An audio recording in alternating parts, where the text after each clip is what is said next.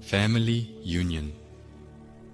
The creation of a new family union among all Slavic and Aryan clans has always held great significance throughout history, as any family union represents the continuation of life and existence for all the ancient clans of the great race, as well as all descendants of the heavenly rod.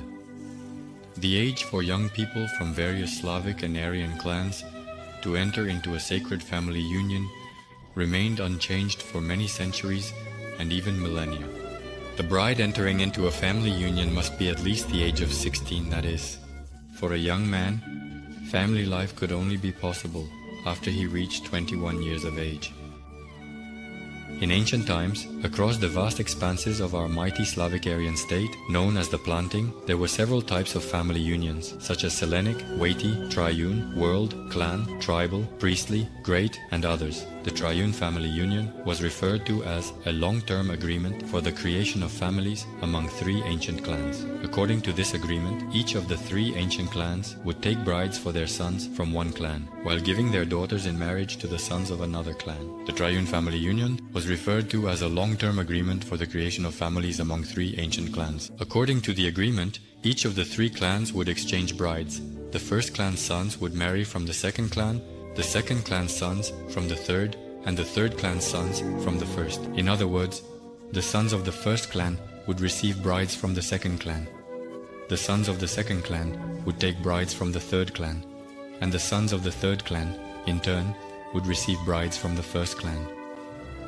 The World Family Union was a contract to unite two warring clans. This agreement ensured peace by joining the eldest children. It formed a new clan from two ancient ones. According to this agreement, peace between the ancient clans was ensured by forming a family union between the children of the eldest members of each clan.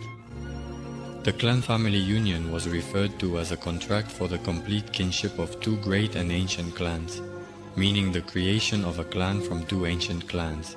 According to this agreement, all the girls from the first clan married young men from the second clan. At the same time, all the girls from the second clan married young men from the first clan.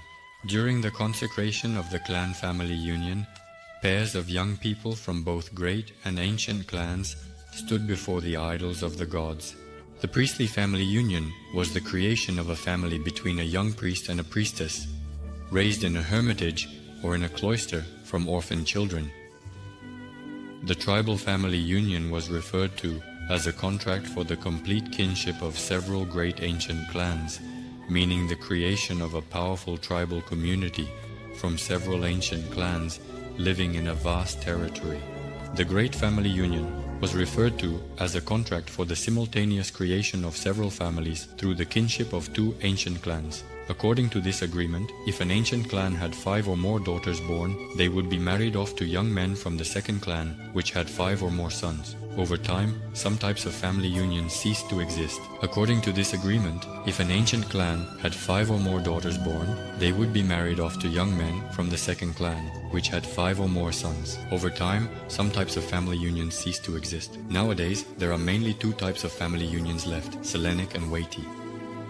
The universal family union was referred to as the creation of a young family based on mutual agreement between 2 clans living within the same settlement, the city of Vesi.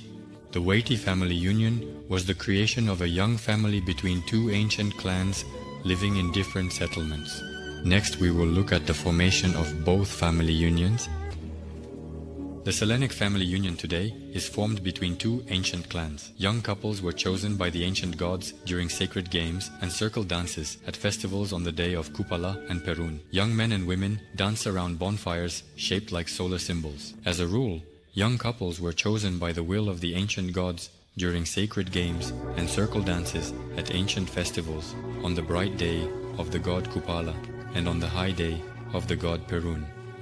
During the festival, young men and women dance in circles around bonfires arranged in the shape of solar symbols, like the Kalavrata and Pasaloni. The young men dance in a circle around the fiery Kalavrata, while the girls' circle moves in the opposite direction around the fiery Pasaloni. When the circle dances flow around the fiery symbols, the priest or the eldest of the community reads a hymn to God Rod. God's our rod parent, "You, Rodan, are the protector of all. Send down your heavenly will. Take bondage away from us. Don't let the means of centuries perish. Let the will of the gods be done." At the last words of the hymn, "Will of the Gods," both round dances began to come closer, and when one of the two round dances collided with their backs, the movement of the round dances stopped. The young man and woman who touched backs were declared the first paired couple, and they were led out of the circles, allowing both circles to start moving again. Everything repeated itself until 9 paired couples were formed on the day of god Kupala, or 16 paired couples on the high day of god Perun. Note: the first paired couples were announced. Since the movement of the circles resembled 2 flowing rivers, the couples began to be called paired. Next, each paired couple underwent the ritual of fire sanctification. The young people were placed back to back between the sacred fire pits, the Kalavrata and the Pasaloni. All the young people present at the festival clapped their hands and chanted 3 words: Yav, Nav, Prav. At the word Prav, the paired couple would turn their heads, directing their gaze to the left or right. If their gazes aligned, gods blessed them with sacred fire. If they diverged, the devil united them. Blessed couples got guidance from priests or elders on understanding bodies, spirit, and soul. And if the young people's gazes were directed in opposite directions, it was believed that the devil had pushed this paired couple together. The paired couples, sanctified by the sacred living fire, received guidance from the priests of the ancient faith, who served the higher celestial gods, or from the elders of the communities, on what to do next, how to better understand not just each other's bodies, but their spirit and soul. The young people talked until morning, participating in various festive games and ancient rituals, trying to learn as much as they could about each other. In the morning, after the meeting of Errol and the sun, the betrothed couple went to all their parents for a blessing. After that, the young people asked all their parents to meet with each other and, before the day of Liugmir, to determine their future fate with the priests of the patron gods of their clans and the elders of the communities. The parents, the elders of the communities, and the priests of the ancient faith of the ancestors, who serve the higher celestial gods, discussed all the matters and decided, in accordance with the ancient heavenly laws and the laws of their clans, when it would be best for the young people to undergo the ceremony of being named bride and groom, when to perform the ceremony of sanctifying their family union, and when to celebrate the wedding of Lubomir. Weighty family union. If only one powerful clan lived in a settlement, city, or village, meaning all the clans residing in that settlement or city were related, then the parents of the young man, the father, and the betrothed father and mother were considered the appointed parents. They traveled through towns and villages in search of a bride for their son, as the heavenly laws of Rita prohibited a son from marrying a wife from his own clan or relatives. When they found the most suitable candidate for a bride in other settlements or cities, the parents of the bride would first discuss the antiquity and health of each clan and its caste affiliation, as well as which benevolent gods protect all the clans. It was also determined whether these 2 ancient clans of the tribe had been related in the past, and if they wished to become related now. If there was no kinship between the ancient clans, and all the necessary questions that interested both parties were answered, the guests would move on to the agreement about the matchmaking, meaning they would set a date for the matchmaking. If the agreement about the matchmaking did not take place for any reason, the guests would continue on to the villages or towns of other communities until they reached an agreement with some ancient clan.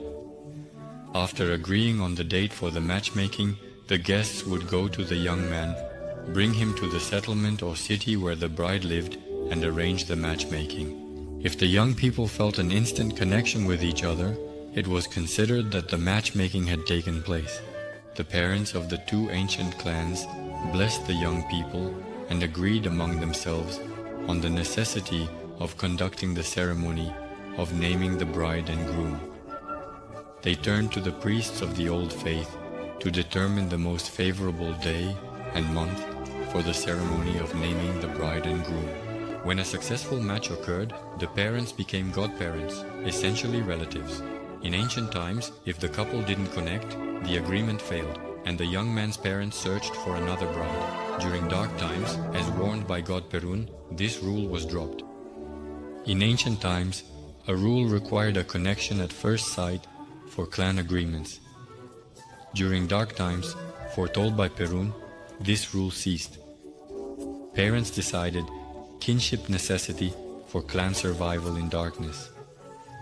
With the onset of dark times, this rule was no longer applied. Parents determined the necessity of kinship between clans. When young people underwent the ceremony, priests set a date to sanctify the union. The children's parents decided on the kinship between clans to ensure their survival during dark times. During the healing ceremony, the priests set a date to sanctify the union. Clan representatives prepared a home for the couple to start their family life post-wedding. When the young people underwent the healing ceremony as groom and bride, priests would set a specific date for the ceremony to sanctify the family union. Representatives of the two ancient clans would prepare a household for the young couple by the appointed date, so they could start their independent family life right after the wedding. As a rule, the household for the young couple was set up opposite the groom's father's house and yard, so that the gates could see each other, as they said, face to face. Note: face to face. This expression, indicating the arrangement of houses, later transformed into the familiar words street or in the street in Ukrainian. In addition, after the betrothal ceremony, they had to prepare gifts for each other. The bride embroidered a shirt for the groom, and the groom made a sarafan or scarf for the bride. These gifts were exchanged between the young couple on the second day of the wedding. From the ornament and the design on the embroidery, one could judge the relationship between the young spouses by their behavior when they were with the groom and bride. In the embroidery of the sarafan or scarf for the groom, protective charms were used, symbols of fertility, the guardianship of gods and natural forces, as well as symbols that protect against the gaze of other men, to prevent the evil eye. While embroidering a shirt for her chosen one, the bride included symbols in the ornament that would turn the eyes of other women and maidens away from her groom, symbols of strength, courage, and nobility, as well as signs of the continuation and power of their lineage. After the ceremony to sanctify the family union was conducted by the priest in the temple, shrine, or sacred place, and the young couple received blessings from the elders and leaders of the clans. The newlyweds, along with all their relatives, would head to their new household to celebrate the wedding. Weddings were usually held on Lubomir, the day of weddings.